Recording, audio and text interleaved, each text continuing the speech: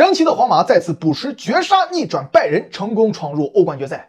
这场世纪之间的对决无愧于欧洲德比的名号，教练员的斗法、核心球员的表现以及裁判员的争议判罚，无不充满着话题性。废话不多说，我已经迫不及待地进入今天的赛后情书。先说判罚，皇马的第二个进球越位吗？那肯定是不越位的。给大家讲一个基础规则：你的手臂是不计算在越位位置的。为什么呢？因为你手臂触球是犯规啊，不算是有效触球部位。那么吕迪格压根就没有任何的越位嫌疑。至于吕迪格传给何塞卢，球在人前面就更不可能是越位了。我相信看我节目的兄弟们啊，也不太需要我给你们解释为什么横传、回传不越位。所以呢，这个进球没有任何问题。那么主要的争议点呢，其实在于比赛补时最后阶段拜仁的进攻，德里赫斯的射门因为裁判员提前响哨被判无效进攻。首先这个球越不越位啊，因为看不出来，因为他没有划线啊。就算不越位，拜仁进攻也不一定能进球，因为皇马没有停止防守。但是不影响这是一个非常大的误判。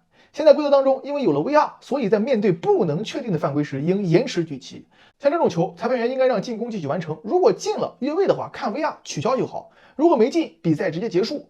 但是呢，裁判员提前举旗响哨，导致之后就算没越位，这球进了也不可能算了，因为哨声起，比赛止。至少一吹啊，让一场本来荡气回肠的比赛，最后弄了点异味。裁判员必须要承担批评和责任。然后我们再说教练员，我认为图赫尔这场比赛啊是太激进而不是太保守了。在85分钟吃下凯恩和穆夏拉，他就没打算给自己留后手。图赫尔拼的就是守这15分钟，要在常规时间解决战斗。他这个换人一换，我就说，如果皇马扳平比分，那么比赛就结束了。因为拜仁拆掉了自己的翅膀，扔掉了手上的武器，就为了多穿一层铠甲。一旦被打破，就算进入加时，他也没有任何的还手能力。哪怕你扛到点球大战，你换下了球队的第一点球手，那也是相当不稳啊。那么在图赫尔的视角当中，他是把比赛交给了诺伊尔。上述莫挺和穆勒，一是为了骚扰皇马的右后卫卡瓦哈尔，让他不能随意的进行传中，因为卡瓦哈尔的传中威胁是非常大的；二是保护禁区弧顶，逼迫皇马进行远射。但是啊，谁也没想到，神勇了一场球的诺伊尔却是犯了个致命的错误。这个球一丢，皇马开始起势，拜仁想出而不得出，比赛就已经基本宣布结束了。如果我们赛后来看啊，穆勒拿下穆夏拉是非常正确的，但是凯恩应该继续放在场上，这样就算有变化，也可以帮助阵型推进，不至于被对手按着动弹不得。但是就算如此，我依旧会给图赫尔90分的高分。首先，我觉得这种换人就是不成功便成仁。考虑到拜仁的替补席以及场上队员的伤病，我觉得是可以拼这一下的，哪怕是输了。另外，除了这个换人之外啊，图赫尔整场比赛的布置目的明确，执行坚决，同时也在见招拆招。开场摆出4-4-2阵型，就是蹲坑，球快速到凯恩脚下，两翼就是反击，目的相当明确。在格纳布里受伤之后，有多种选择，上穆勒或者格雷兹卡，穆夏拉拉边，但是图赫尔选择相信阿方，事实证明这也是正确的。阿方和马兹拉维的双右卫不仅有效限制了卡瓦哈尔，同时阿方还在伯纳乌打进了一粒进球。比赛中途发现基米希已经被爆，维尼修斯完全的释放自己的能量，于是呢上金明哉改5后卫，让阿方索撤回左后卫，马兹拉维来到右前卫，帮助基米希协防维尼修斯。效果上，自从这个换人之后，维尼修斯没有再轻松的突破掉基米希一次，可惜啊，还是触发了凯恩和一个韩国人的羁绊。只是这次啊 ，buff 给到了诺伊尔。那么直至最后的拼命一搏，功亏一篑啊！所以我是觉得图赫尔没有做到完美，但是已经是高分表现，真就输一手格雷罗。至于安切洛蒂，已经可以封神了，他的阵容基本上是名牌的，前场的排列组合太少了。这种情况下，维尼修斯已经被他玩出花了。上场打拜仁，维尼是中锋，这场罗德里戈顶进来，维尼修斯盯着进体突。这种换位有2个好处：第一，打破你赛前对于我的针对性防守；第二，维尼抱基米希，阻止对手的插上进攻。那么维尼今天的表现啊，神勇异常。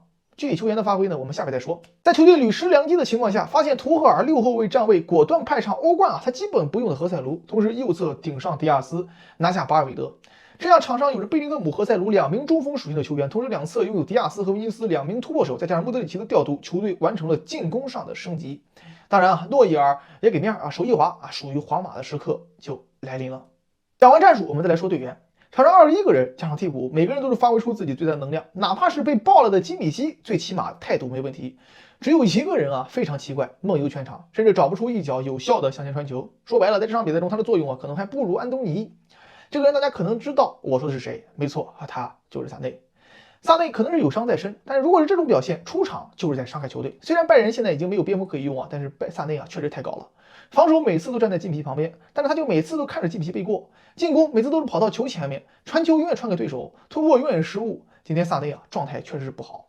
那么拜仁其他球员都算是不错，诺伊尔有一超级失误，但是没有他，可能上半场拜仁就走远了。阿方也是完成救赎，莱莫尔更像是战神附体，凯恩天眼助攻，穆夏拉无数次的摘球推进，包括几名中卫都是已经燃烧自己。皇马的球员要数维尼修斯最为出色。客观的来说，维尼修斯是目前欧冠淘汰赛表现最好的锋线球员，比姆巴佩、哈兰德、贝林厄姆等人都要好。单从这2回合来看，维尼修斯的球商、跑位等都进化到了超级巨星的级别，特别是1对1的单点爆破，维尼修斯越发自信。说起来，维尼修斯真的蛮励志的，从2年前就在说用姆巴佩换掉维尼修斯，这2年维尼却是一步一个台阶走到了今天。今年皇马若登顶，巴西、美洲杯夺魁，维尼修斯就是金球奖。除了维尼之外，贝林厄姆的发挥呢，相对他来讲没有这么好。但是第一，顶伤出战，全场踢满；第二，贝林的位置正式被回撤到了中场，这也是真正属于他的地盘。贝林厄姆本身的定位是一个中场的超级 B to B， 在多特蒙德是类似于巴尔韦德这种顶级面料，一个球队的绝佳基石、超级工兵。来到皇马，被安切洛蒂开发出了强腰加锋线的属性，现如今呢有点齐达内的影子，但是很明显他还没忘记自己的老本行，干脏活依旧能干得非常好。现如今贝林干掉了自己国家队队长，进入了淘汰赛，面对老东家多特蒙德，若是夺冠，英格兰成绩达标，金球奖亦是指日可待。至于皇马的其他球员，门迪那是满格顶满，卢宁、卡瓦哈尔、纳乔、克罗斯等不必多说，罗德里戈状态相对一般，但是这何塞卢太夸张了。何塞卢被我戏称为皇马的50万中锋，对标隔壁的50块长单，身价只有500万欧元，今年被皇马租借，租借费就是50万。这个球员今年在联赛里的表现只能说对得起身价，真的不是特别强，这也是为什么皇马欧冠不怎么用他的原因。但是就今天安帅这神来一笔，妙手回春，我也纳闷怎么什么球员到伯纳乌都像战神一样。小决赛也有一天会成为大英雄，这就是属于足球的魅力。一次绝杀叫运气，次次绝杀叫底蕴。皇马历史第一俱乐部，牛掰！